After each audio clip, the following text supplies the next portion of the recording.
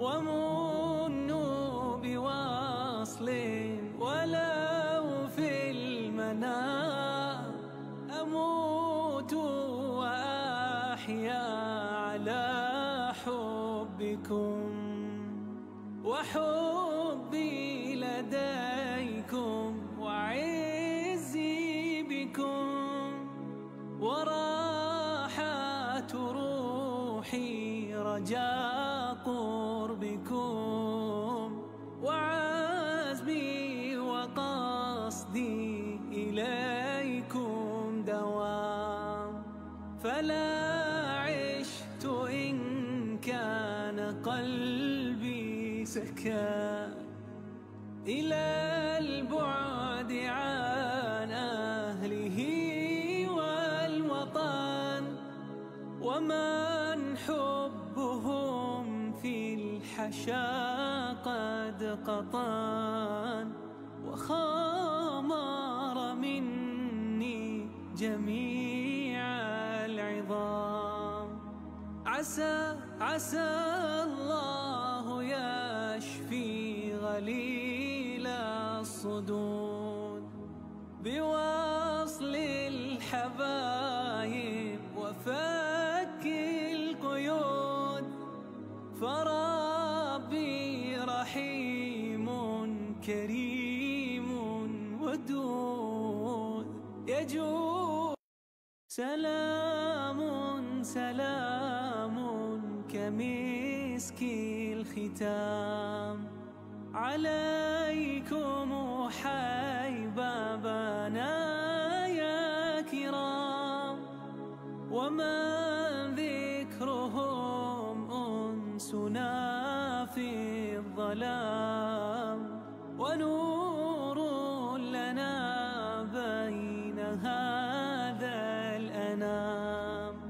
سكنتم فؤادي وربي العباد، وأنتم منائي وأقصى المراد، فهل تسعدوني بصفو الوداد، وهل تمنحوني شريف المقام، فلا تسقموني بطول الجفا، ومنوا بوصل ولو في المنام، أموت وأحيا على حبكم، وحبي لديكم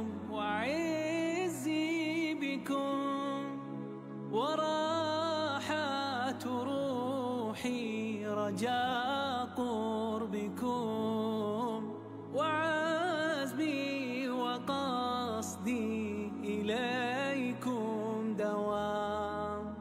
فلا عشت إن كان قلبي سكا إلى البعد عن أهله والوطن، ومن حبهم في الحشا قد قطن، وخامر مني جميع العظام.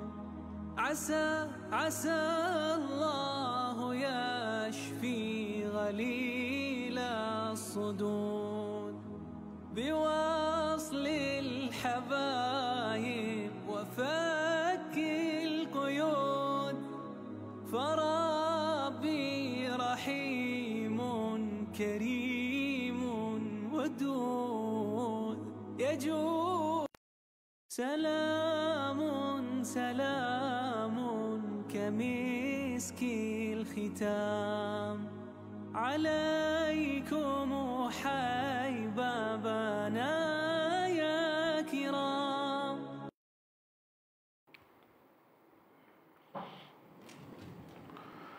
بسم الله الرحمن الرحيم الحمد لله رب العالمين وبه نستعين على أمور الدنيا والدين وصلى الله وسلم وبارك على سيدنا محمد سيد الأولين والآخرين وحبيب رب العالمين وخاتم الأنبياء والمرسلين صلى الله وسلم وبارك عليه وعلى آله وصحبه والتابعين لهم بإحسان إلى يوم الدين سبحانك لا علم لنا إلا ما علمتنا إنك أنت العليم الحكيم اللهم اغننا بالعلم وزينا بالحلم واكرمنا بالتقوى وجملنا بالعافية برحمتك يا أرحم الراحمين اللهم إنا نعوذ بك من علم لا ينفع ومن قلب لا يخشع ومن بطن لا تشبع ومن دعاء لا يسمع ولا يستجاب له اللهم إنا نسألك فهم النبيين وحفظ المرسلين وإلهام الملائكة المقربين نوينا التعلم والتعليم والإفادة والاستفادة والتذكر والتذكير والحث على طلب العلم والتمسك بكتاب الله وبسنة رسوله محمد صلى الله عليه وسلم والعمل بما فيهما وتبليغهما ابتغاء مرضات الله وتوفيقه وقربه وثوابه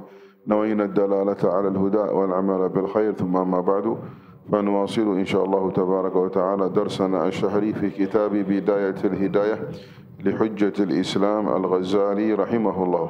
InsyaAllah kita sambung pengajian bulanan kita dengan kitab Bidayatul Hidayah yang dikarang oleh Imam Hujjatul Islam Al-Imam Al-Ghazali. قال وكن في جميع قيامك مطرقا قاصرا نظرك على مصلاك فذلك أجمع لهمك وأجدر لحضور قلبك وإياك أن تلتفت يمينا وشمالا في صلاتك. Jadi kata Imam Al-Ghazali, jadikanlah pandangan kamu itu kamu tundukkan pandangan kamu itu tempat solat kamu dan jangan berpaling ke kanan dan juga ke kiri kerana ia lebih mendatangkan rasa hudur di dalam solat kamu. وقد تقدم معنا أن مذهب السادة الشافعية عندنا إذا واجه الإنسان القبلة أن ينظر إلى مصلاه وهو السنة. Dan kita telah ceritakan pada kelas yang lalu dalam mazhab Syafi'i bahawa apabila seseorang itu menghadap kepada kiblah, dia melihat kepada tempat sujudnya, itu adalah sunnah daripada Nabi SAW. وذكرنا المسألة أنه إذا كان في الحرم المكي فكانت الكعبة تجاه وجهه هل ينظر إلى الكعبة أم ينظر إلى مصلاه. Kemudian kita ceritakan tentang masalah kalau dia sembahyang di hadapan Kaabah di tanah haram, maka adakah dia melihat kepada Kaabah ataupun kepada tempat sujudnya.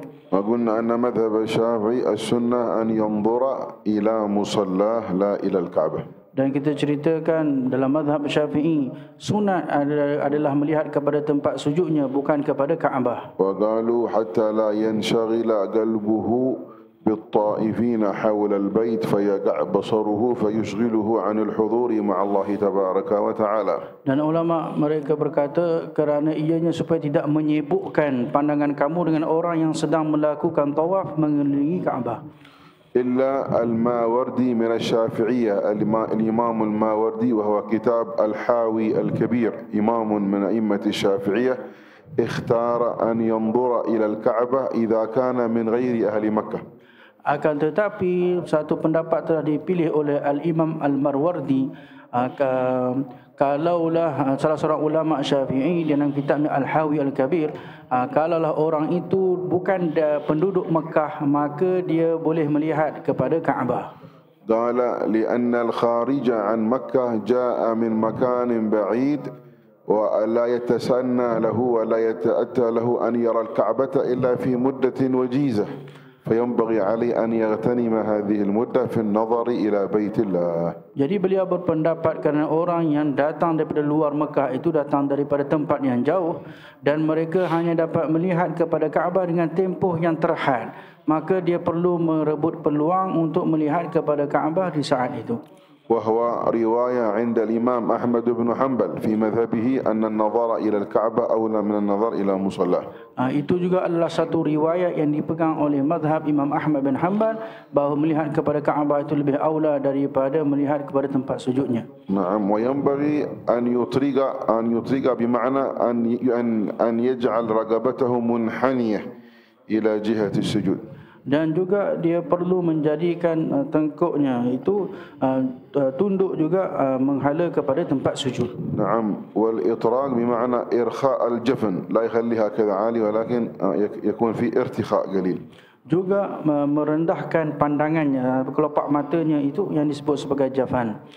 نعم. ولهذا كان سيدنا حاتم الأصم البلخي كان يقول إذا وقفت في الصلاة Sayyidina Hatim Al-Asam Al-Balkhi berkata, kalau aku berdiri untuk solat, قال أجعل الجنة عن يميني والنار عن يساري. aku akan membayangkan bahawa syurga di sebelah kananku dan juga neraka di sebelah kiriku, والقبر أمامي والموت خلفي. dan kubur di hadapanku dan kematian mengejarku di belakangku, والصراط تحت قدمي. dan juga titian sirat di bawah telapak kakiku. فأكبر معظما Lalu aku mengangkat takbir dalam keadaan membesarkan, وأركع خاشعا dan aku rukuk dalam keadaan khusyuk, وأسجد خاضعا dan aku sujud dengan penuh khudu', وأقرأ حاضرا dan aku membaca dengan penuh kehadir. ثم أسلم Kemudian aku memberi salam. فلا أدري أقبلت صلاتي أم ردت. Lalu aku tak tahu adakah diterima solat aku ataupun ditolak. نعم. انظر إلى هذا الإمام ما شاء الله مع هذا الحضور مع الله ومع هذه الصفات العظيمة يقول لا أدري أقبلت صلاتي أم ردت. Lihat seorang imam yang agung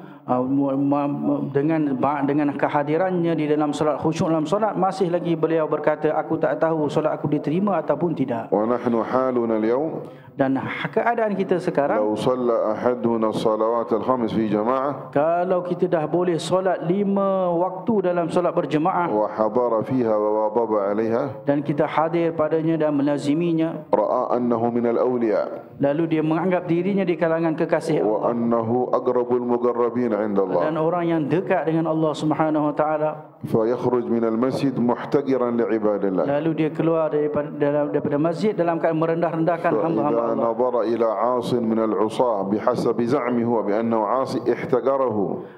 Lalu dia melihat orang yang dia menyangka orang ini mungkin ahli maksiat, maka dia menghinanya, merendahkannya, لأنه يرى نفسه أنه عابد kerana dia melihat dirinya adalah seorang hamba Allah, وأنه مصلي orang yang tunaikan salat, وأنه حافظ للقرآن orang yang hafal Al-Quran, وأنه مواظب على قراءته آناء الليل وأطراف النهار, orang yang selalu membaca Al-Quran siang dan juga malam, وقلبه قد امتلأ بالكبر والعجب, dan hatinya penuh dengan sifat takabur dan ujub. وربما يصلي غافلا غير حاضر, Mungkin sembahyang dalam keadaan lalai, tidak hadirkan hati. وربما يرائي بعبادته, Mungkin dia menunjuk dengan amal ibadahnya. وفوق هذا يسلم من الصلاة فيقول صلاتي مقبولة عند الله. Kemudian dia bagi salam daripada solatnya, lalu dia menyangka, solat aku diterima oleh Allah Subhanahu wa taala. بينما هذا الإمام سيدنا حاتم ابن عنوان الأصم يقول أنا أفعل هذه الأمور كلها، الجنة على يميني والنار على يساري والموت خلفي والقبر أمامي والصراط تحت قدمي واركع خاشع واسجد خاضع واقرا حاضر. ثم قال اذا سلمت ما ادري هل قبلت صلاتي ام ردت. Sedangkan Al-Imam Hatim Al-Asam Al-Balkhi ketika mana salat, dia sedang membayangkan syurga di sebelah kanan, neraka di sebelah kiri, di hadapannya kubur, di belakangnya kematian, di bawahnya titian sirat, dan juga dia rukuk dalam keadaan khusyuk dan sujud dalam keadaan khudu'. Akan tetapi dengan kesemua itu beliau tetap mengatakan setelah memberi salam, aku tidak tahu solatku diterima ataupun tidak oleh Allah Subhanahu wa taala. يبقى عندنا سؤال. Kemudian ada satu soalan. لو قال لنا مصلي Kalau orang berkata kepada kita, seorang yang sedang solat, إذا نظرت إلى مصلاي ربما لا أحضر، ولكن إن أغمضت عيني يبدأ الحضور عندي يقوى، فأيهما أفضل؟ Kalau aku melihat kepada tempat sujudku, aku tak susah nak hadirkan hati. Akan tetapi ketika mana aku tutup mata, maka aku boleh menghadirkan hati dalam solat. Yang mana lebih afdal? أيهما أفضل كيف ترون؟ Jadi yang mana lebih afdal? Apa pendapat kamu? كيف ترون؟ النظر إلى المصلى ولا تغميض العينين؟ Jadi melihat kepada tempat sujud ataupun tutup mata. قال بعض العلماء السنة أن يكون مفتح العينين، لأن النبي صلى الله عليه وسلم كان لا يغمض عينيه ولكن كان مفتح العينين وينظر إلى مصلاه، فالسنة إقامته أولى من مراعاة الحضور. Jadi kata ulama sunnah itu adalah melihat kepada tempat sujud kerana Nabi SAW tidak menutup mata baginda sedangkan baginda melihat kepada tempat sujud, maka mendirikan sunnah itu lebih aula. نعم ولكن قال بعض العلماء من أرباب القلوب Akan tetapi sebahagian ulama tasawuf قالوا أتقارن نفسك بالنبي adakah kamu ingin kiaskan diri kamu dengan Nabi SAW? النبي لا يكبر إلا وهو حاضر القلب Nabi SAW memang kalau dah takbir hatinya hadir ولا يسلم إلا وهو حاضر القلب dan memberi salam dalam keadaan hatinya hadir. فهو مع الله في سائر شؤونه. Nabi SAW sentiasa bersama Allah dalam keadaan segala halnya. أما أنا وأنت Adapun saya dan kamu, فنتكلف الحضور في الصلاة تكلف. kita usaha terpaksa menghadirkan hati dalam solat. فإذا كان إغماض العينين يأتي بالحضور فهو أولى من فتحهما. Kalau menutup mata itu lebih mendatangkan kehadiran dalam solat, lebih baik, lebih aula menutup mata daripada membuka mata. ومن هؤلاء الإمام الغزالي. Di antara yang berpendapat sedemikian adalah Imam Al-Ghazali. فنقول لمن سأل أيهما أفضل نقول كيف حال قلبك عندما تفتح أو تغمض يكون الحضور. Jadi kalau orang bertanya, maka kita jawab balik, bagaimana keadaan hati kamu? Di manakah kamu lebih hadirkan hati di saat tutup mata atau membuka mata? فإن قال لنا إن الحضور يزداد عند الإغماض فنقول غمض. Kalau dia berkata kepada kita tutup mata itu lebih mendatangkan kehadiran dalam solat, maka tutuplah mata. وإن قال لا يزداد ولكن سواء كان مغمض أو مفتح فنقول ابقى على عينيك مفتحا. Kalau dia kata sama je, kalau dia kata sama je, buka tutup sama je, maka kita katakan biarlah buka mata sebagai mendirikan sunnah baginda SAW. نعم. وشوية نخرج من الكلام عن هذا الكلام إلى ذكر بلخ لأن احنا ذكرنا حاتم الأصم البلخي. Kita akan cerita sedikit keluar daripada kelas ini sikit, iaitu tentang Al-Balkhi, iaitu Hatim Al-Asam Al-Balkhi. نعم. فهو اسمه حاتم بن عنوان ولكن اللقب حقه الأصم. Namanya Hatim tapi gelarannya Al-Asam. Asam ni maksudnya dia pekak. لماذا لقب بالأصم؟ Kenapa beliau digelar dengan pekak? هو ليس بأصم، هو يسمع. Sedangkan beliau tak pekak pun, beliau dengar. ولكنه كان عالما. Beliau seorang yang alim. فجاءت امرأة تسأله. Jadi seorang perempuan datang ingin bertanya kepadanya في أثناء الدرس. di tengah-tengah kelasnya. فسألته.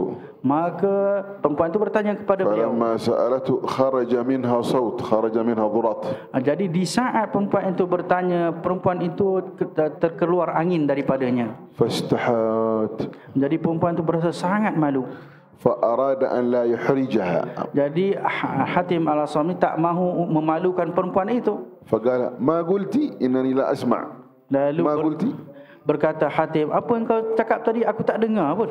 فرفعت صوتها. Maka perempuan itu tinggikan suaranya sedikit. قال إني لا أسمع ما تقولي. Kata Hatim, aku tak dengar apa yang kau sebut. فرفعت صوتها بشدة. Maka perempuan itu tinggikan lagi suaranya. فأجابها. Maka dijawab oleh Al-Hatim soalannya tadi. فخرجت وهي تقول الحمد لله هو لم يسمع أصم. Jadi setelah itu perempuan itu keluar, maka berkatalah perempuan itu, alhamdulillah dia tak dengar, dia ni pekak. فأطلق عليه حاتم الأصم من ذلك اليوم. Lalu di saat itulah digelar Hatim ini dengan Al-Asam, iaitu Hatim yang pekak. لأخلاقه مع الله ومعاملته مع الله سبحانه وتعالى. Kerana beliau seorang yang sangat bermuamalah dan akhlak kepada Allah Subhanahu wa taala. وأما البلخي لأنه من ولاية بلخ، وولاية بلخ الآن تقع في أفغانستان. Dan wilayah Balkhi itu adalah terletak di Afghanistan. وهي ولاية قد تخرج منها علماء كثير وأئمة كثير وحفاظ كثير. Dan di daerah itu keluar ramainya para ulama dan para hufazul Quran. فهي في ناحية أفغانستان في ناحية الشمال الشرقي من أفغانستان، قريب من تركمانستان. تركمانستان هذا قريب منها. Jadi dia berada di bahagian الشمال bagian utara, أعلى الشرق. bagian utara dan di sebelah syarqi, sebelah timur. Utara dan sebelah timur yang mana dekat dengan Turkmenistan. نعم. ومن علمائها إبراهيم بن أدهم العجلي أو العجلي البلخي الملك، هذا إبراهيم بن أدهم. Di antara ulama yang daripada tempat tersebut adalah Ibrahim bin Adham. هذا إبراهيم بن أدهم كان ملكا من ملوك بلخ. Beliau pada asalnya adalah salah seorang raja di Balkh. وكان يخرج للصيد Jadi dia keluar untuk memburu, يصطاد الغزال ويصطاد الظبي. memburu rusa ataupun kancil. فخرج ذات يوم وأراد أن يصطاد غزالا Jadi satu hari beliau keluar ingin memburu rusa. فلما قرب وأراد أن يرميه بالشباك أو يرميه بالنبل. Jadi ketika mana saat ingin melontarkan lembingnya ataupun dengan anak panahnya, التفت إليه ذلك الحيوان jadi haiwan itu berpaling kepadanya. وقال يا إبراهيم ما لهذا خلقت. Lalu berkata haiwan tersebut, wahai Ibrahim, engkau ni tidak diciptakan untuk ini. كرامة من الله له. Ini adalah satu kemuliaan yang Allah Ta'ala berikan kepadanya. أنطق الله له الحيوان. Allah menuturkan haiwan tersebut. نعم الله سبحانه وتعالى ينطق من يشاء. Allah SWT menuturkan kepada siapa yang dia nak. مرة من مرات كان النبي صلى الله عليه وسلم يسبح ببعض الأحجار. Satu ketika Nabi SAW di tangan baginda batu bertasbih. فأخذ الأحجار والحجر يقول سبحان الله سبحان الله سبحان الله فوضعها في يد أبي بكر فأخذ سيدنا أبو بكر. الحجر يقول سبحان الله سبحان الله سبحان الله فسيدنا أبو بكر أخذ وضعها في يد سيدنا عمر. سيدنا عمر يقول سبحان الله فقال فرأى الصحابة النبي رأى الصحابة يتعجبون قال أتعجبون من هذا؟ إيش تتعجبون هذا؟ الله قادر تتعجبون هذا؟ أنا وأبو بكر وعمر أؤمن بهذا. Lalu satu ketika Nabi SAW meletakkan batu di tangan baginda dan batu itu bertasbih subhanallah subhanallah. Lalu Sayyidina Rasulullah SAW berikan kepada Sayyidina Abu Bakar dan batu itu turut bertasbih, dan juga Sayyidina Abu Bakar memberikan juga kepada Sayyidina Umar dan batu itu masih lagi bertasbih, dan para sahabat berasa sangat hairan.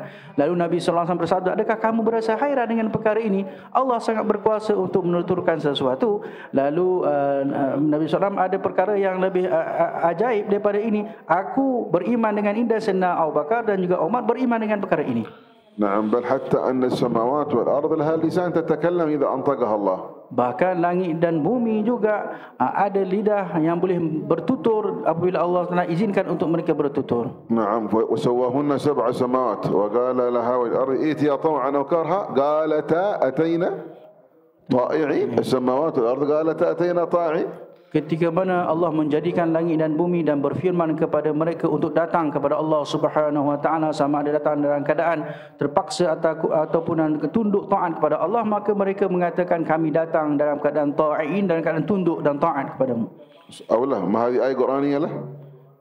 هذه آية قرآنية ولا؟ Bukankah ini ayat Al-Quran yang dibacakan tadi? قال الله عن السماوات والأرض قالتا أتينا طائعين. تكلم. Allah berfirman tentang langit dan juga bumi, berkata keduanya kami datang dalam keadaan taat kepadamu. نعم ولهذا كان حتى بعض الصحابة مثل سيدنا عباد بن بشر. سيدنا عباد بن بشر واحد ثاني من الصحابة معه كان يتكلمان مع النبي صلى الله عليه وسلم في ليلة. Satu ketika seorang sahabat Abbad bin Bishr berbicara dengan Nabi SAW satu malam. فعاد إلى بيتهما بالليل بعد العشاء. Maka mereka pulang ke rumah masing-masing selepas waktu Isya. نعم فلما أراد أن يذهب ويتحرك ضاعت عليهما الطريق لم يعرف الطريق فأضاء لهما طرف الصوت حقهم. ظهر نور من طرف الصوت حقهم العصا هذا صوت فأضاء النور طرف الصوت فصار يريان الطريق حتى مشى. Jadi mereka tercari-cari jalan balik kerana waktu itu sangat gelap. Lalu tongkat mereka di hujung tongkat itu menyala seperti lampu, maka mereka boleh berjalan pulang melalui lampu yang ditunjukkan tadi. ويذكر ابن الجوزي في صفة الصفوة. Dan Imam Ibn Jauzi menceritakan dalam kitabnya Sifatul Safwah عن سفينة هذا صاحب رسول الله صلى الله عليه وسلم. tentang Safina, seorang sahabat baginda Rasulullah SAW. سمى رسول الله سفينة لأنه كان يضع حاجات السفر. يقول فلان خذ هذه حاجات السفر فيضعونها عليه. قال ما أنت إلا سفينة تأخذ الحاجات. Jadi digelar من أهل الخدمة للنبي صلى الله عليه وسلم. Digelar Safina, iaitu kapal, kerana beliau selalu menanggung barang-barang musafir. Jadi orang yang nak musafir dia akan menanggung bebanan barang-barang orang yang bermusafir, dan Nabi SAW selalu ada menyebut tentang Safina ni, ambillah, angkatlah barang-barang ini kerana engkau ini adalah Safina. صعد في بعض أسفاره فضاعوا في الطريق. Maka dia bermusafir satu ketika dan sesat jalan. فخرجوا إلى جزيرة Maka mereka sampai ke satu pulau. فأرادوا شيئا من الطعام Jadi mereka ingin makanan. فلما خرج إذ أقبل عليهم أسد Tiba-tiba mereka itu keluar, di saat itu ada seekor singa. والأسد حيوان مفترس Jadi singa haiwan yang liar. فخافوا Jadi mereka takut. ولكن سفينة ما خاف Akan tetapi Safinah tak takut. قال يا أبا الحارث يخاطب الأسد يا أبا الحارث Safinah berkata, wahai, والأسد من أسمائه أبو الحارث. dan Safinah pun berkata, wahai Abul Haris. Dia sedang bercakap dengan singa. Abul Haris itu adalah gelaran salah satu daripada singa. أو من كنيته أبو الحارث. Disebut sebagai kunyah kepada singa tersebut. فقال إني سفينة صاحب رسول الله. Lalu beliau berkata, aku ni Safinah, sahabat Rasulullah SAW. وإنا قد ضللنا الطريق لم نعرف الطريق. Dan kami ni dah tersesat jalan. فدلنا على الطريق. Tunjukkan kami jalan. فحرك الأسد رأسه. Lalu singa itu menggerak-gerakkan kepalanya وأشار بذيله. dan juga mengisyaratkan dengan ekornya أن يتبعوني. supaya ikut kepadanya. فمشى الأسد ومشى الصحابة خلفه. Maka singa itu pun berjalan di hadapan mereka dan sahabat berjalan di belakangnya. الشاهد هنا أن الحيوان قد يتكلم إذا أراد الله. Kesimpulannya cerita sini, haiwan pun boleh bertutur bercakap kalau Allah Ta'ala inginkan. والجماد قد يتكلم إذا أراد الله. Begitu juga benda yang tak bernyawa boleh bercakap kalau dikehendaki oleh Allah. ولهذا سيدنا إبراهيم بن أدهم لما جاء إلى ذلك الغزال يريد أن يصطاده فقال ما لهذا خلقت يا إبراهيم. Kerana itu ketika mana Sayyidina Ibrahim bin Adham datang untuk berburu, rusa itu bercakap, bukan untuk ini kamu diciptakan. فذهب يمشي. Maka dia pun pergi. فوجد راعيا الأغنام. Dia melihat seorang pengembala kambing. فخلع أبهة الملك لباس الملك. Maka dia menanggalkan pakaian rajanya. نعم وأعطاه إياه. Dan berikan kepada pengembala kambing tadi. ولا قال اعطني حقك اللباس هذا حق الراعي حق الغنم فلبس لباس الراعي. Maka dia minta pakaian pengembala kambing itu, bagi aku pakaian kamu ini supaya aku boleh pakai. وأمر بجيشه أن يعود الذين خرجوا معه من الجوار قالوا عودوا إلى الله. Dan dia menyuruh tenteranya yang ikut bersamanya untuk pulang ke istana. وأخبروا أبي.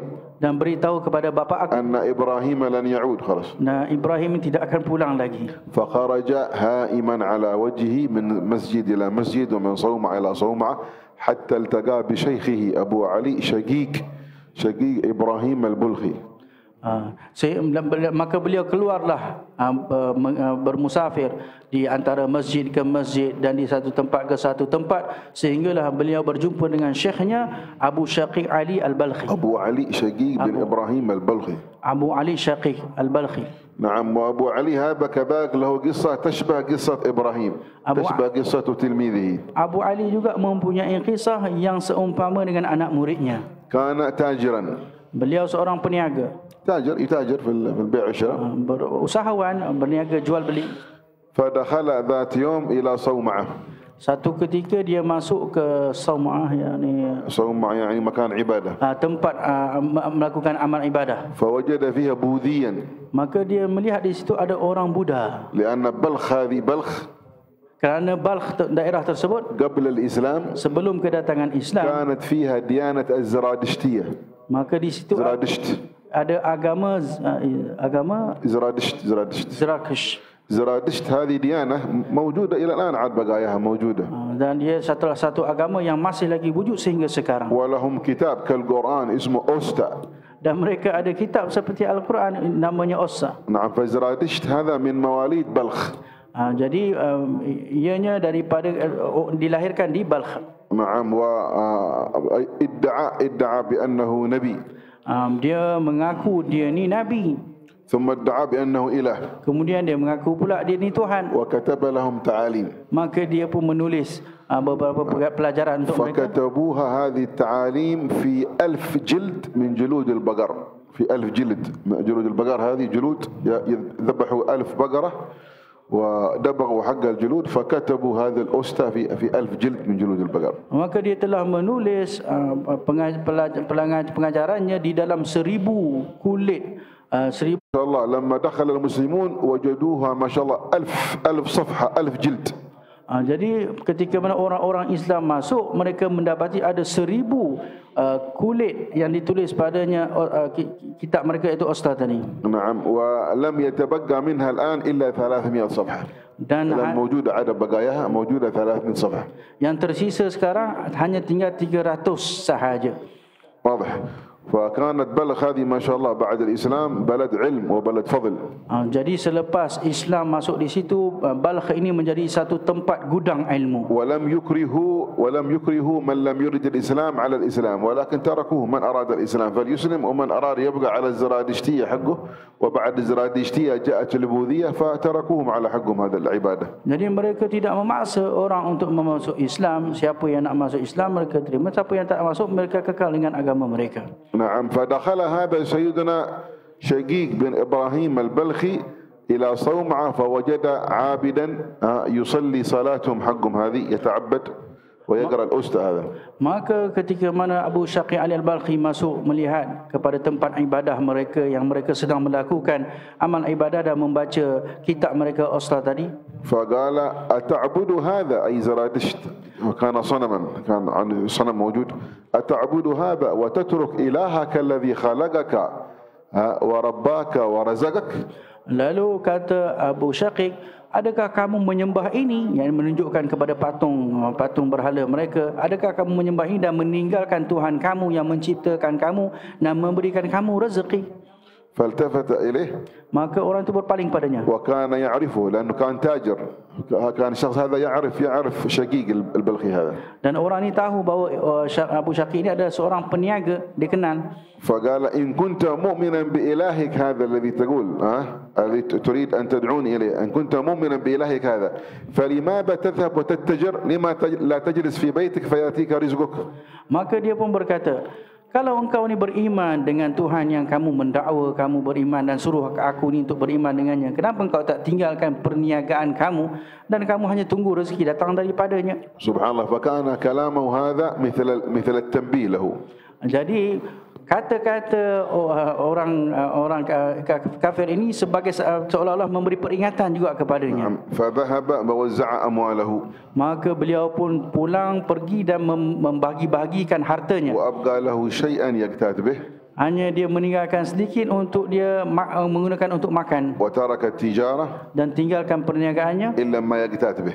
Melainkan apa yang boleh untuk dia sara hidup. فكان زاهدا في الدنيا عابدا. Jadi beliau menjadi seorang yang sangat zuhud dan seorang yang ahli ibadah. وطلب العلم حتى صار عارفا وليا صالحا من أولياء بلخ. Dan juga beliau menuntut ilmu setelah itu dan menjadi seorang alim dan arif billah di daerah Balkh. نعم. وبلخ هذه بناها الإسكندر ذو القرنين.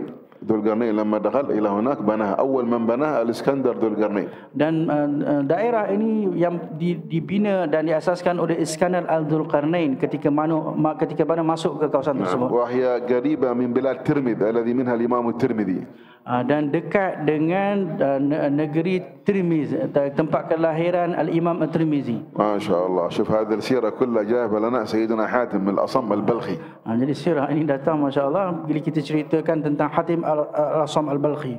نعم. وكان أهلها وطلابها من المحافظة على العلوم الشيء الكثير يحافظون على الحديث كانوا يعني يحبون تلقي الحديث. Dan mereka juga orang yang banyak mempelajari bertalaqi ilmu hadis. فكان بعض العلماء وهو طالب علم كان عند بعض الحفاظ يكتب الحديث اسمه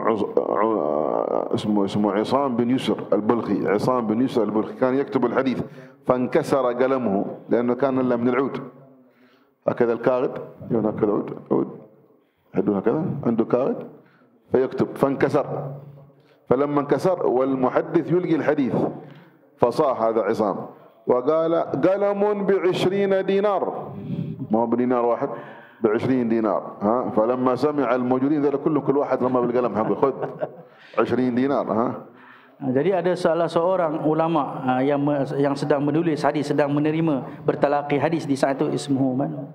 Naam, Isam bin Yusr al-Balkhi. Isam bin Yusr al-Balkhi. Ketika mana dia sedang menulis, jadi dia punya batang pennya patah. Jadi yang biasa digunakan untuk celup dakwat tu, batang tu, pen tu patah. Maka dia orang ulama di depannya syekhnya sedang menyampaikan hadis, maka dia tak sempat nak menulis, maka dia berteriak berkata, siapa yang ada pen aku akan bagi 20 dinar. Bukan 1 dinar, 20 dinar. Maka orang pun baling pen dekat dia. Maka dia menggunakan pen tersebut untuk menulis kembali hadis. يعني مثال واحد الآن يكتب بالقلم هذا ب1 رنجي ب1 رنجي هذا 1 رنجي. Contoh yang sedang tulis, pen yang kita guna mungkin RM1 sahaja. في أثناء ما كتب انكسر حقه هذا. Tengah-tengah tulis pen patah ke. فصاحب الحاضرين قلم ب1000 رنجيت. Lalu orang dia pun bercakap, pen aku bayar dengan RM1,000. كلهم ذولا بيرمون له الأقلام حطهم. Semua akan baling pen kat dia. صحيح ولا؟ الشاهد هنا أنه كان لمحافظته على كتابة الحديث لم يتركه. Ini kesimpulan nak cerita tentang mereka sangat berusaha untuk menulis hadis baginda Nabi SAW, tak tinggal pun sedikit. وإلا بهم كانوا يصبر. Boleh je dia nak sabar. بعدين يرجع إلى البيت يرجع واحد ثاني يأتي عن أحد من أصحابه يقول له أريد أن أكتب الحديث. Kemudian dia balik ke rumah nanti dah ada pen, maka dia tulis salin balik daripada kawan dia. ولكن اهتمامهم بالعلم. Akan tetapi sangat mengambil berat dengan ilmu. نعم ولهذا كان شيخنا الحبيب سالم بن عبد الله الشاطري رحمه الله. Guru kami Al-Habib Salim bin Abdullah Asy-Syatiri. نعم قال يعجبني الطالب.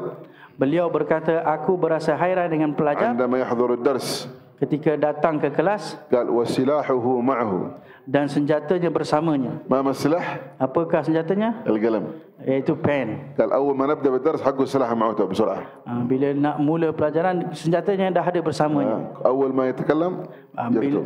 Bila Habib Salim bercakap, dia terus menulis. نعم ولهذا يقول سفيان الثوري. Berkata Sufyan Al-Thawri. سيدنا سفيان الثوري هذا من الكوفة من العراق. Daripada Kufah, daripada Iraq. عندما كان يتكلم على الإسناد في الحديث.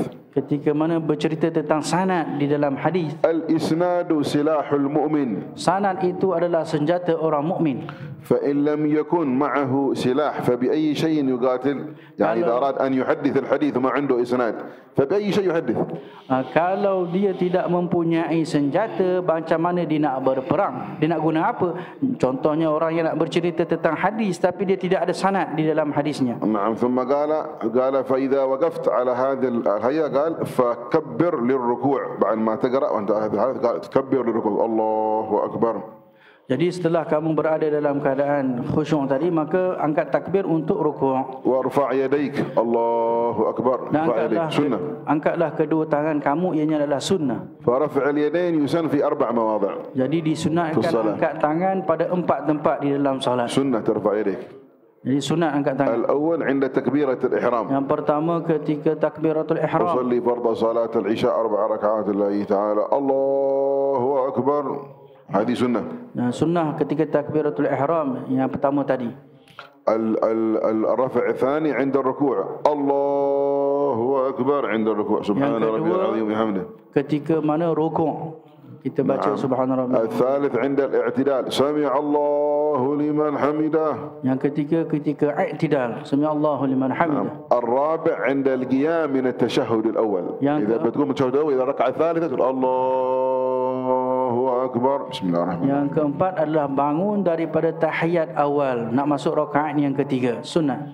أما في غيرها ما يسن الرفع. Selain daripada itu tidak disunatkan angkat tangan. في حالة مثلا السجود من السجود الله أكبر ما يسن. Antara sujud kan, antara duduk antara dua sujud juga tidak disunatkan. بيرفع من السجود إلى التشهد الله أكبر ما يسن. Begitu juga daripada sujud ke tahiyat awal tidak disunatkan. واضح هذه كلها ما يسن فقط في 4 مواضع. Jadi hanya 4 tempat sahaja yang disunatkan mengangkat tangan. وأخذنا أن في الرفع هذه 12 سنة. Dan kita ceritakan dalam mengangkat tangan tadi itu ada 12 sunnah. كتبتوها ولا ما كتبتوها هذه كمان؟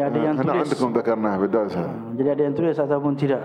لما ذكرنا تكبيرة الإحرام قلنا في الرفع هذا هو أصل الرفع سنة وفي الرفع 12 سنة. Jadi asal mengangkat tangan itu sudah sunnah, tetapi ada lagi 12 sunnah di dalam mengangkat tangan. يعني اضرب 12 في 4. Jadi kalilah 12 sunnah itu dengan 4 tadi. يعني هذه السنن تأتي في ال4 المواضع هذه كلها. Jadi sunnah ini juga dilakukan pada 4 tempat tadi. تذكرون ما تذكرون. Jadi ada yang masih ingat ataupun tidak? الحاصل من تذكر فتذكر ومن لم يتذكر يرجع لما كتبه في الدفتر في الكتاب إن شاء الله. Jadi yang ingat alhamdulillah ingat, yang tak ingat boleh kembali kepada daftarnya yang dia tulis tu. اختصارا للوقت لن نعيد. Sebagai untuk ringkaskan waktu supaya kita tidak ulang maksudnya. ثم ضع راحتيك على ركبتيك وأصابعك منشورة. راحتيك على ركبتيك يعني هكذا. بسم الله. هكذا. هكذا هذه منشورة غير مقبوضة منشورة كذا. واضح. هكذا والثاني هكذا. Baik, letakkan dua tapak tangan kamu ke atas lutut dan dalam keadaan terbuka. Jari jemari terbuka. واضح. ليس هكذا. Tidak terlalu ليس هكذا. وليس هكذا مفرغة كثير. Tidak terlalu terbuka. ولكن تفريق معتدل. Hanya sederhana saja bukaannya. بحيث أنها تكون كلها مقابلة للقبلة. ليس هكذا. اثنين هنا واثنين لا.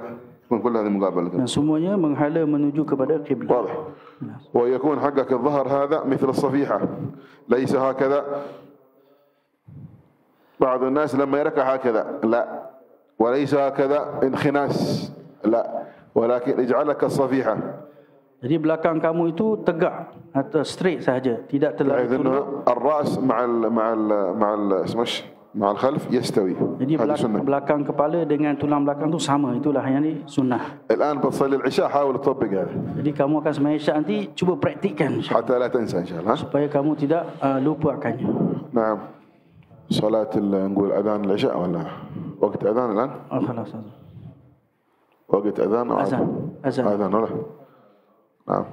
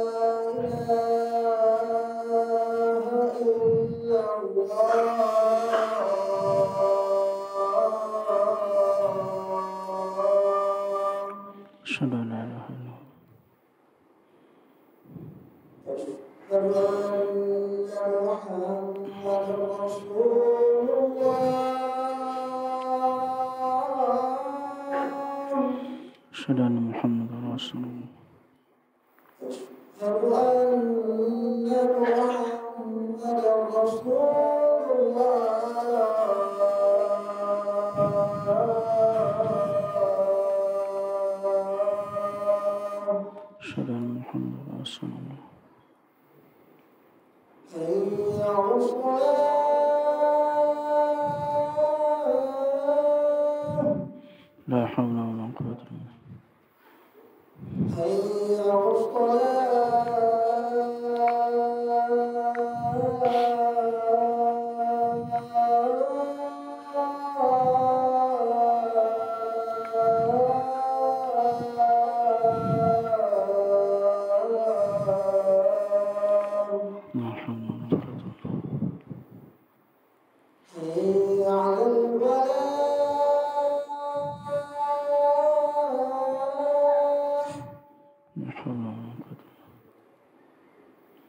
حي على الله أكبر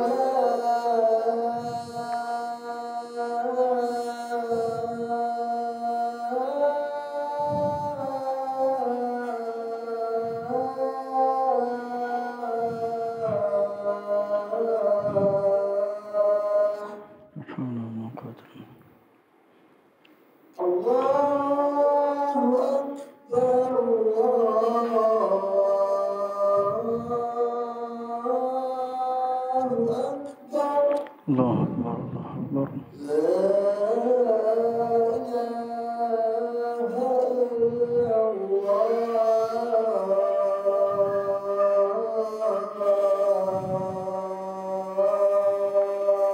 لا إله إلا الله. اللهم رب هذه الدعوة التامة والصلاة القائمة سيدنا محمد وسيد ورسول الله شرف درجة العلى رفع بعث المقام محمد رضي الله يا أرحم الراحمين. رب اغفر لي يا رب اغفر لي يا رب اغفر لي رب اغفر لي يا رب اغفر لي ارحمهما كما ربياني صغيرا. صلى الله على سيدنا محمد وسلم. وكذلك في أثناء الركوع ينبغي أن يكون اليد مع اليد متجافية، يعني لما تركع لا تضم هكذا، لا مكروه، ولكن جافية يكون هذا مفتوح.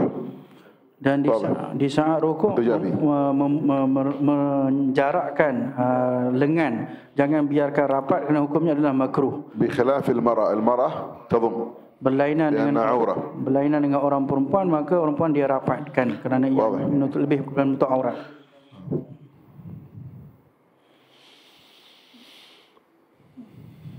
نعم. ثم قل سبحان ربي العظيم 3 مرات. Kemudian bacalah subhana rabbiyal azim tiga kali. هذه سنة. Ini adalah sunnah. لو واحد يبغى يزيد Kalau nak tambah, contohnya يزيد ولا حسن؟ tidak menjadi masalah, boleh. نعم. قلنا إذا كان خلفك أناس الأولى أن لا تزيد إلا إذا علمت بأنهم راضون. Melainkan kalau kamu tahu di belakang kamu ada orang yang ikut kamu menjadi makmum, kalau mereka redha maka boleh kamu nak tambah, kalau tidak jangan. وأما إذا لم تتيقن بأنهم راضون حرام لأنك تؤخرهم. التطويل بغير حاجة وإتعاب المصلين خلفك حرام. Dan kalau kamu tak tahu mereka itu redha, kalau kamu panjangkan dalam solat kamu, maka hukumnya adalah haram kerana memenatkan orang yang disembahyang di belakang kamu dalam keadaan kamu tak tahu mereka ini redha. فالنبي صلى الله عليه وسلم نهى سيدنا معاذ أن يطول بالقرآن وهو كلام الله، فمن باب أولى التسبيح. قال أفتان أنت يا معاذ تطول بالناس. Nabi SAW melarang Sayyidina Mu'adz daripada memanjangkan bacaan kalamullah, apatah lagi tasbih yang kalau kita baca dengan panjang. Nabi SAW bersabda kepada Sayyidina Mu'adz, adakah kamu ini ingin menimbulkan fitnah wahai Mu'adz? وقال من أما Nabi SAW bersabda, siapa yang menjadi imam, yang menjadi imam kepada manusia, maka ringankanlah solatnya.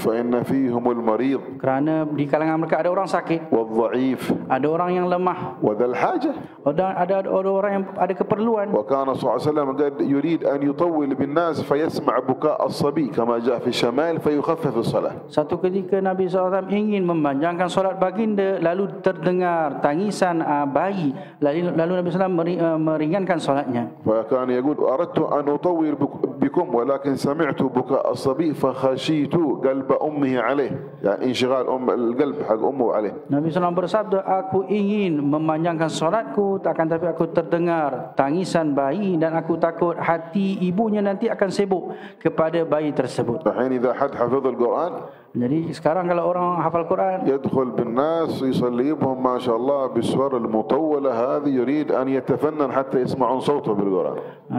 Dia akhirnya dia memanjangkan bacaan dengan hafalannya dan juga melagu-lagukannya supaya dia nak tahu, orang nak bagi tahu orang dia ni hafal Quran. نعم. يقول ما شاء الله هذا يقرأ بالقراءة 10، يقرأ بالقراءة 7 المتواترة، يقرأ بالقراءة 10 المتواترة. هذا ما شاء الله يتفنن، يقرأ بقراءة كذا عن كذا حتى يسمع الناس ما شاء الله مراءة أو لا، ويتعب الناس خلفه، يصلون خلفه ويستحون، مساكين يستحون. تمام الصلاة، تمام ودخل ما هو تمام، تطول أنت، ولكن يستحون.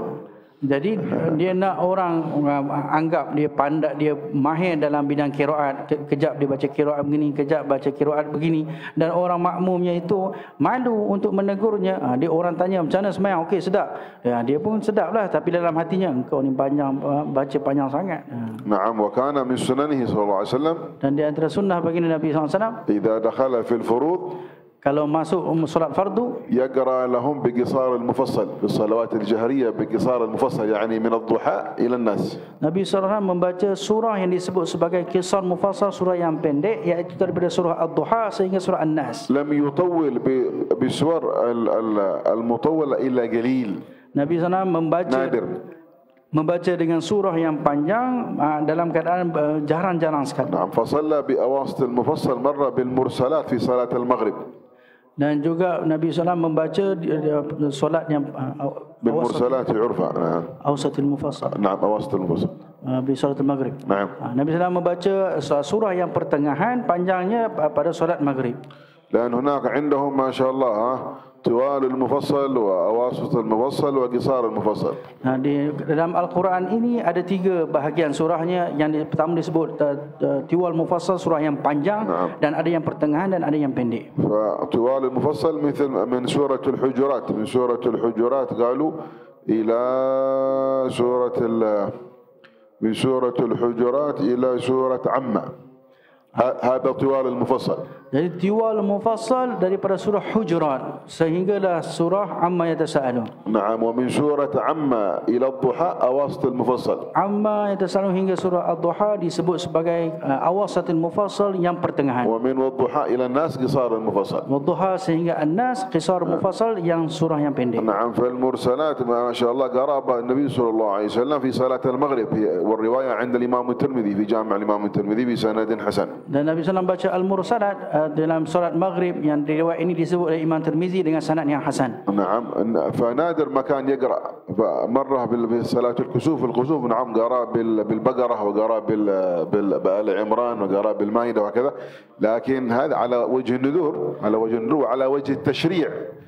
قد يصدر منه بعض الحالات على وجه التشريع أن هذا جائز، ولكن الغالب في سيرته صلى الله عليه وسلم كان يخفف بالناس ما يطول. Jadi Nabi SAW terkadang juga baca panjang, tetapi sangat jarang sekali seperti solat gerhana. Nabi SAW baca surah Al-Baqarah, surah Ali Imran dan An-Nisa dan Al-Ma'idah, itu sangat jarang sekali. Tapi kebiasaan hal keadaan baginda adalah membaca surah yang pendek. Karena Nabi SAW sebagai pentasyri' terkadang membaca itu untuk menerangkan ianya adalah harus. ولهذا عندنا في مذهب الشافعية، dan dalam mazhab kita Imam Syafi'i, وهو مذهب أهل ماليزيا، iaitu mazhab dipegang oleh ahli إذا أراد Malaysia, أن يطول الإمام kalau imam tu nak panjangkan, لابد أن يكون إمام جماعة محصورين، ليسوا كثير ولكن جماعة محصورين. mestilah jamaah yang hadir itu adalah yang mahsur, terhad, bukannya penuh ramai. مثل ما كماكم الآن أنتم محصورين، لو بتصلون بتكون صفين 3 صفوف بس، هذا الجماعة محصورة. Seperti kamu, kalau kamu sembahyang mungkin 2-3 saf, ini jamaah yang terhad. وإمام محصورين لابد أن يرضوا بالتطويل، يقولون شو أنا بطول اليوم بقرا زيادة، راضين ولا ما أنتم راضين؟ حد ما هو راضي يقول ما أنا راضي. فإذا سكتوا كلهم هذا علامة أنهم راضون. Jadi kalau dia nak baca panjang, dia mesti minta izin, tanya, adakah kamu ni semua redha tak kalau aku baca panjang? Kalau ada semua diam, maknanya mereka redha. Kalau ada yang angkat tangan kata aku tak redha, aku tak nak kamu baca panjang, بل قال بعض العلماء لابد أن يسمع رضاهم نطقا، كل واحد يقول أنت راضي أنت راضي أنت راضي أنت راضي أنت راضي أنت راضي، لا يقول نعم نعم نعم نعم. إذا كلهم راضين جاز له، وهو المعتمد هذا، أن لابد أن يسمع رضاهم واحدا واحدا. Bahkan sebagian ulama berkata perlu dia dengar ucapan redha itu daripada mulut mereka sendiri. Tanya seorang-seorang, kau redha tak aku baca panjang? Kau redha tak aku panjang? Ini adalah pendapat yang muktamad dalam mazhab Syafi'i. وهذا صعب. Ini sangat sukar sekali kalau nak tanya seorang-seorang. فلهذا الأولى التخفيف، بل إذا علم بأن أحد ربما يشك فيحرم عليه التطويل، بل يجب التخفيف. Jadi lebih aulalah dia meringankan solatnya, memendekkan solatnya. Kalau dia tahu pula kalau ada orang memang tak suka kalau baca panjang, maka haram kalau dia nak memanjangkannya. واضح.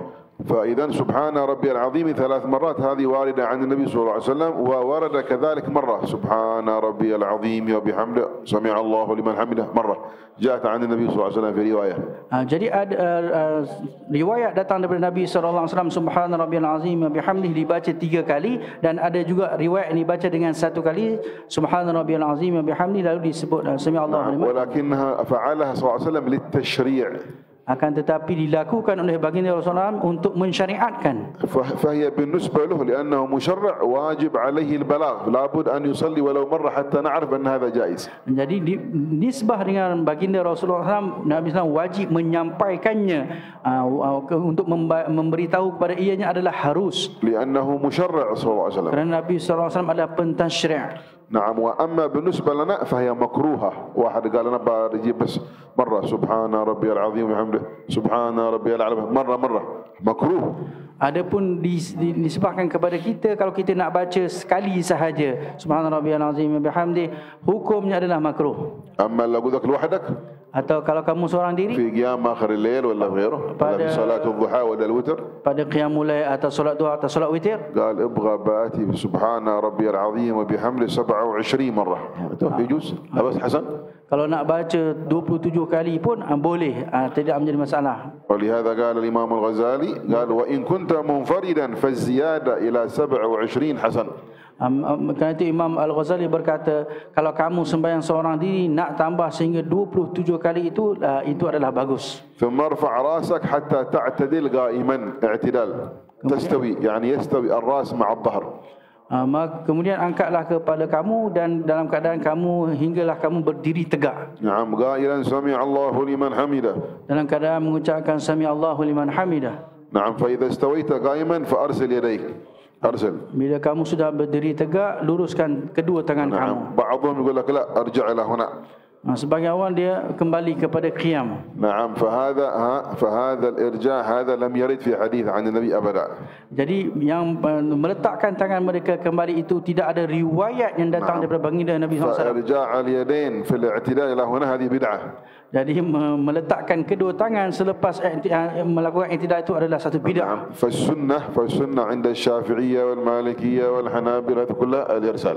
Jadi sunnah di sisi 4 mazhab semuanya adalah meluruskan kedua tangannya. بعض متأخر الحنابلة ممن تأثر بالفكر الوهابي.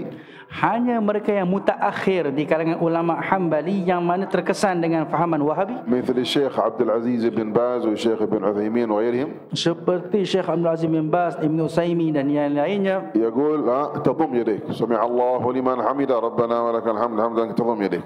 Mereka mengatakan setelah mengucapkan sami Allah liman hamidah kembali meletakkan tangan. ولكن جاء شيخ من مشايخ الفكر نفسه السلفي هذا رد عليهم.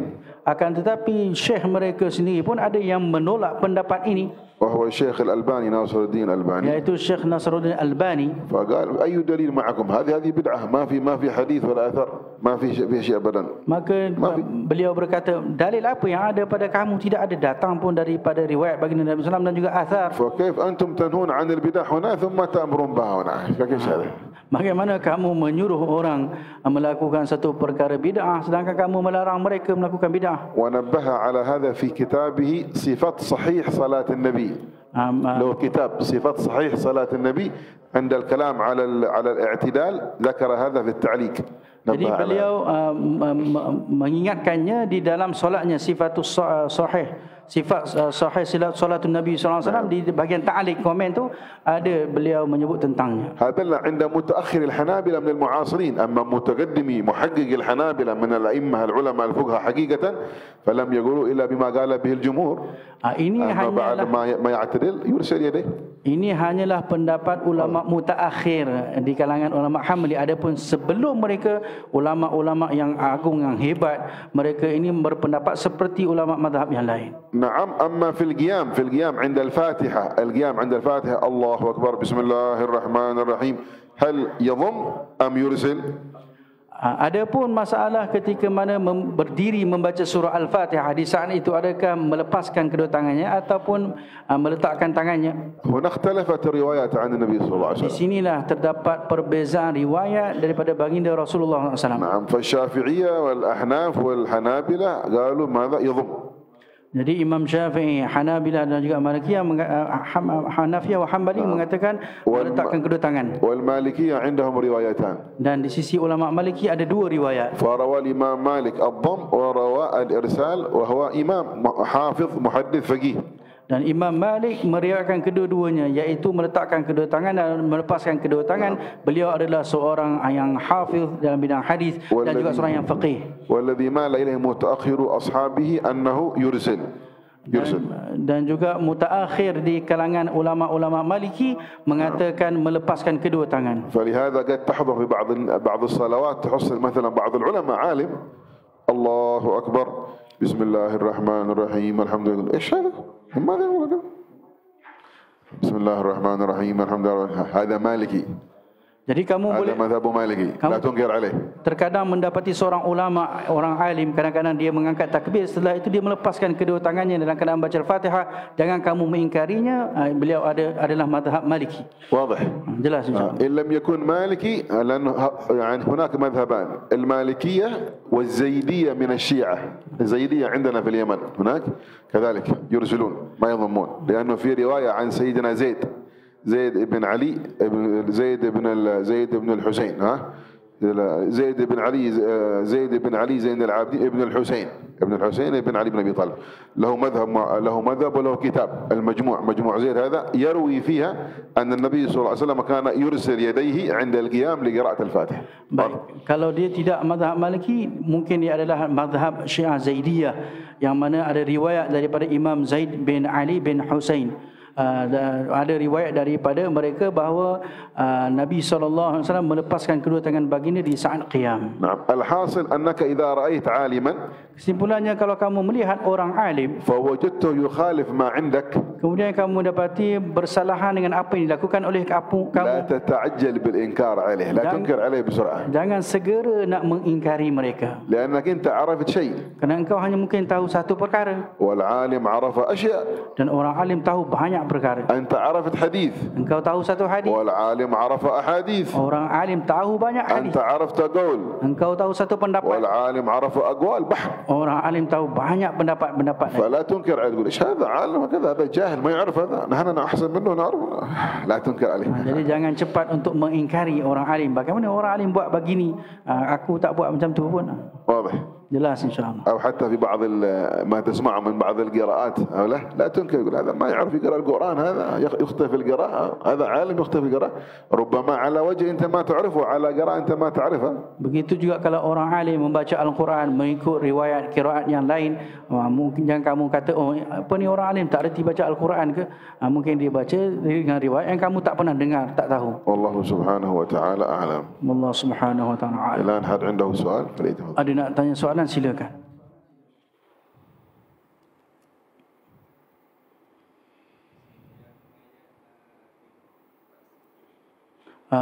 Salat jenazah, adakah tengok tempat sujud? Salat jenazah, doa, نعم. ya, makan musalla. Okey. صلاة الجنازة apa? يرى مكان مصلى أو كيف؟ مرحبا. صلاة الجنازة هم اختلفوا هل يرى المصلى أم يرى الميت حتى يعتبر.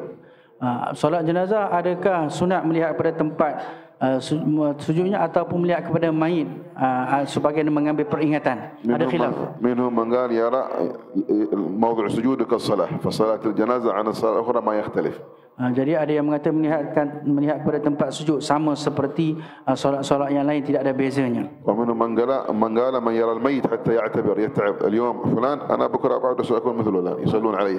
Sebagian ulama mengatakan pula melihat kepada jenazah mayat sebagai mengambil peringatan. Hari ini mungkin orang ini, esok mungkin aku pula yang meninggal dunia. واضح.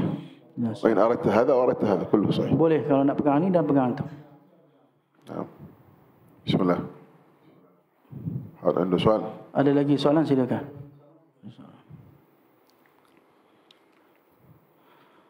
Tiga.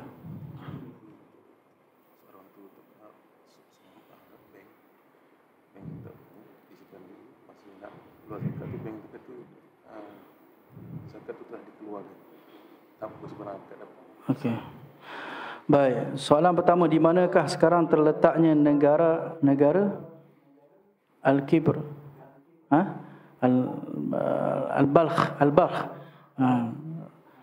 Aina wada'a Al-Balkh Kubail الذي ذكرتم. Balkh, Hatim Al-Asam Al-Balkhi.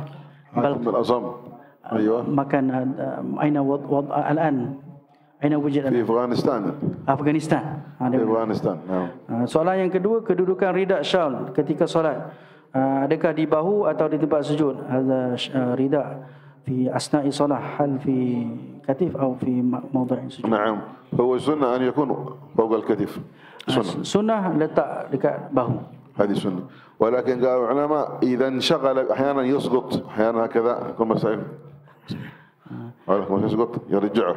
قال فإذا انشغل به أو ربما توهم الانشغال به فالأولى أن يضعه أن يضعه أمامه، وهذا ما عليه شيوخنا حتى يحضرون في الصلاة يضعونه إيش. Baik, akan tapi sebagian ulama mengatakan kalau dia menyibukkan kamu ketika solat, kadang-kadang jatuh nak kena angkat balik, nak kena angkat balik, ataupun kamu tahu kamu akan sibuk dengan syal tersebut, maka lebih aula letak di bawah. Itulah yang kami lihat masyayikh kami lakukan. Ala anna hunaka riwayah ja'at anna Rasulullah wada'a rida'ahu fil ard.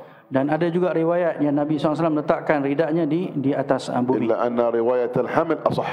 Kan tetapi riwayat yang meletakkan di atas bahu itu lebih kuat.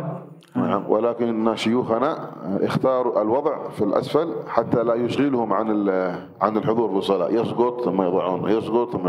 Akan tetapi pendapat yang dipilih oleh guru-guru kami ialah meletakkannya di bawah supaya tak sibuk ketika solat nanti nak angkat ketika mana saat dia jatuh. Baik. Soalan yang ketiga, sebuah bank menyimpan sejumlah wang yang cukup haul waktu untuk mengeluarkan zakat. Namun bank tersebut mengatakan jumlah simpanan itu telah ditolak zakatnya. Masalan wada'na mal fi bunuk bank. Badan ja' haul wa tam haul wa nisab zakah nanu nurid nukhrij zakah. Badan قال هذا bank خلاص قد أخرجنا لكن ما في عقد من bank. هل ما في إذن كيف يخرج هذا البنك الزكاة هكذا من أموال الناس؟ ما يجوز. Sepatutnya tak boleh bank itu mengeluarkan zakat tanpa izin daripada tuan punya harta tersebut. ما يجوز. فلا بد أن يعيد ما أخرجه يضمن البنك يعيده. Dan sepatutnya bank itu mengembalikan semula duit tersebut kerana dia perlu menjaminnya.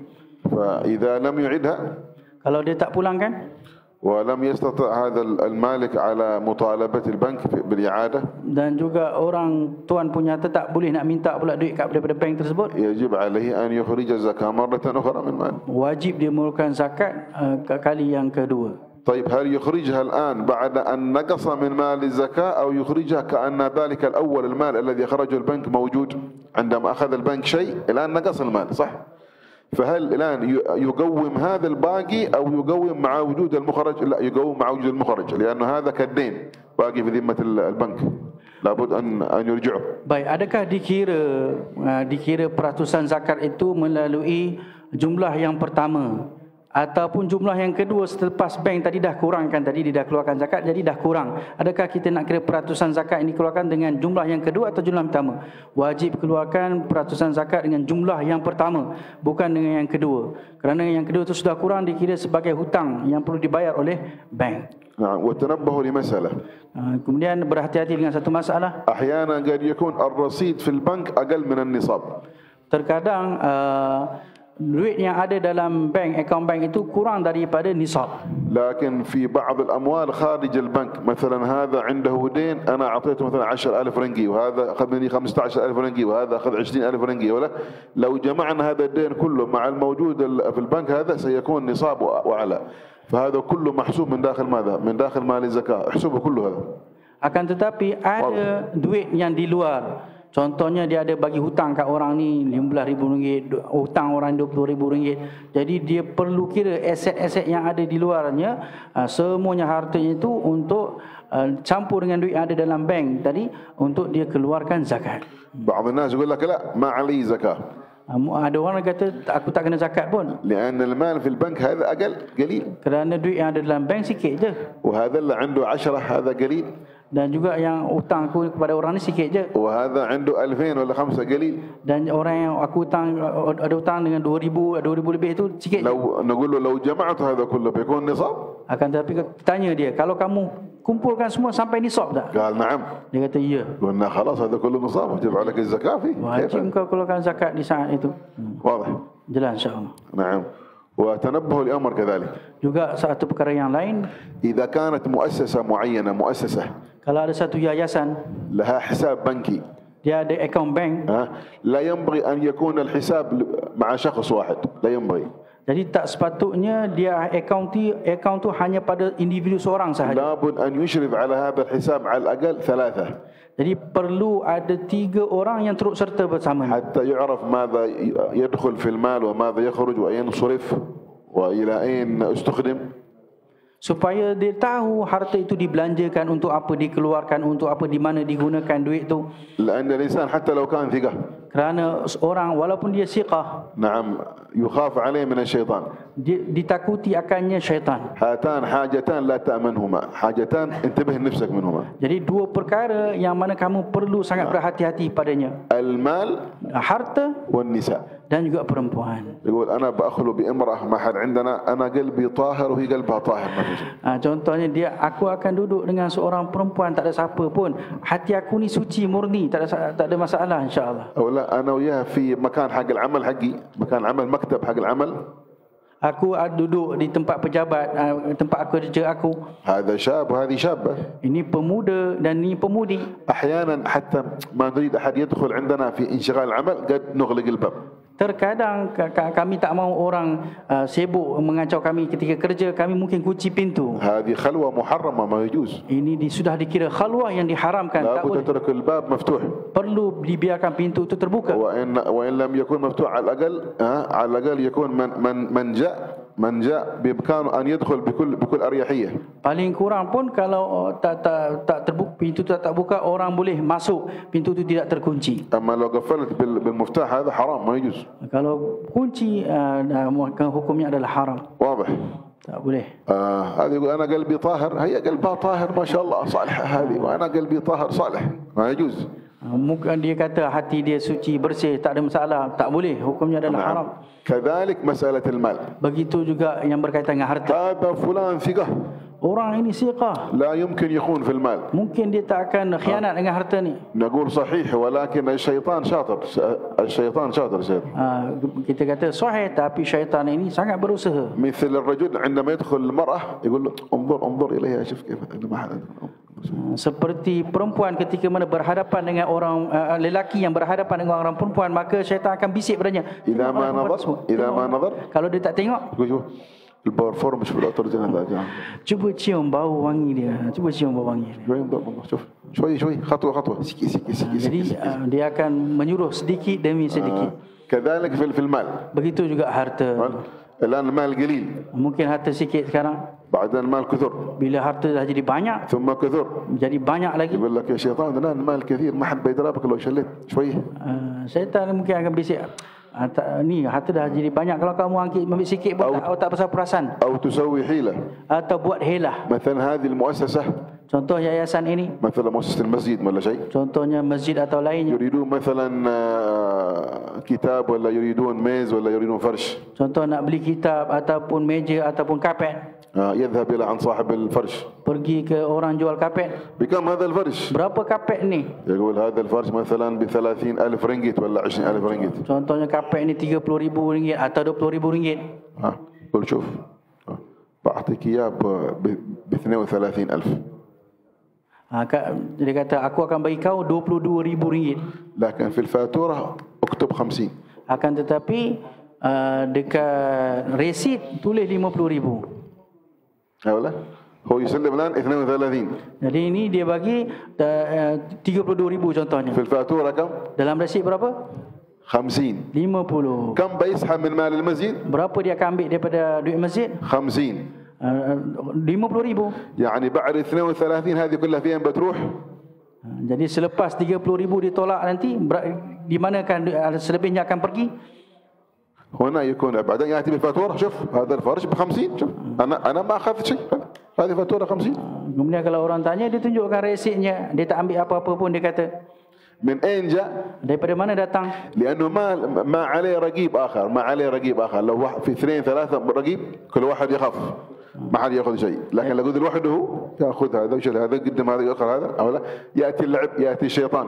فينبغي الإنسان إذا أراد الورع مع الله سبحانه وتعالى ويخاف على دينه لا يكون لوحده، لابد يكون أحد معه 2 ولا 3. Kerana tidak ada orang yang boleh mengawasinya kalau dia seorang-seorang. Jadi kalau dalam akaun tu ada 3 individu di dalam satu akaun tu, orang lain boleh mengawasinya. Jadi kalau orang takutkan Allah Subhanahu Wa Taala dan ingin jujur dalam perbuatannya, maka biarlah bila nak buat akaun tu ada 3 orang. ولا في حاجة ثانية مثلا عندنا مثلا ايش هذا حق البناء ولا هذا شيد ايوه شيد مثلا قال بغينا المسجد هذا يتشيد. Contohnya orang dia nak cat masjid, dia nak buat cat masjid. يروح عند الأول. Pergi ke orang yang pertama. عندنا مسجد، أنا بشوفه يجي معنا يشوف. كم بتشيد هذا؟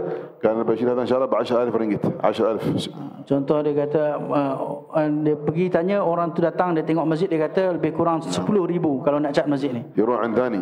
Pergi orang yang kedua. كم بترنق هذا؟ شوفه. Berapa kalau kamu ambil untuk cat? هذا ب15. Ini 15,000 kata dia. ولا يجيب صاحبه 15. شو هذا بيشرنق عندنا هذا ب15. Maka dia pun ambil orang yang حصلنا واحد ب15. tawar harga RM15,000. خلاص خرجوا 15. هذا 15. Maka dia keluarkan duit RM15,000. ياخذ 15 ياتي بصاحب ال10. Kemudian dia pergi dengan orang yang RM10,000 tadi. الخمسة. Jadi 5,000 dia sudah ambil. الله أين الله؟ mana Allah? Jadi manakah Allah di saat itu? السبب أن الشيطان حريص حتى لو كان إنسان ثقة، حتى لو إنسان ثقة يبدأ الشيطان. هذا النساء نساء dan duit. هذا bahaya, ini bahaya. انتبه لدينك، حذر. Jadi syaitan itu sangat berusaha untuk menyesatkan manusia. Walaupun orang itu siqah sekalipun, maka 2 perkara ini sangat perlu berhati-hati, iaitulah harta dan juga perempuan. نعم. ولهذا سيدنا يوسف هذا الحاجتين سيدنا يوسف مذكورة في سورة يوسف. Nabi Yusuf alaihi salam ada disebut dalam surah Yusuf. نعم. لما غلقت الأبواب هيت لك، غلقت الأبواب وقالت هيت لك، قال معاذ الله إنه ربي أحسن مثواي. Maka di saat perempuan itu sudah mengunci semua pintu, maka dia mengajak Nabi Yusuf melakukan kejahatan. Maka Nabi Yusuf berkata, ma'adallah, Allah Subhanahu Wa Taala itulah sebaik-baik tempat untuk وبعدين اتهم نفسه سيدنا يوسف وما أبرئ نفسي أنا قلت أنا معصوم نبي معصوم. قال وما أبرئ نفسي إن النفس لأمارة بالسوء إلا ما رحم ربي.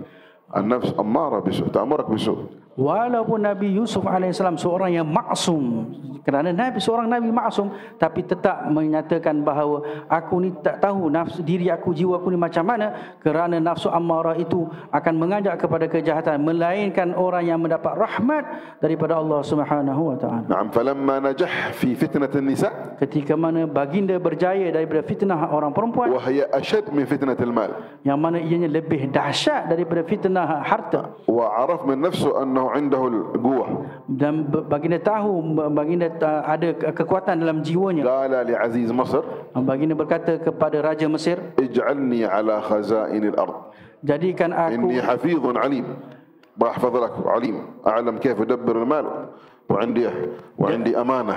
Jadikan aku ketua dalam perbendaharaan negara, maka kerana aku ni seorang yang hafiz, yang boleh memelihara amanah. شوفت كيف؟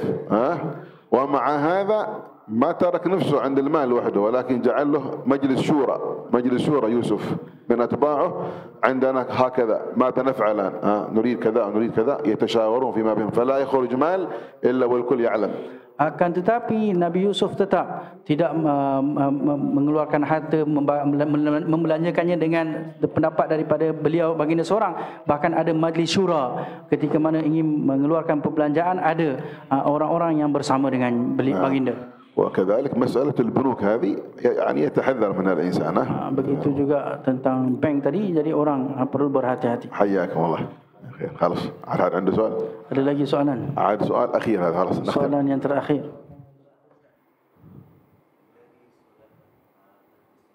Solat atas kursi.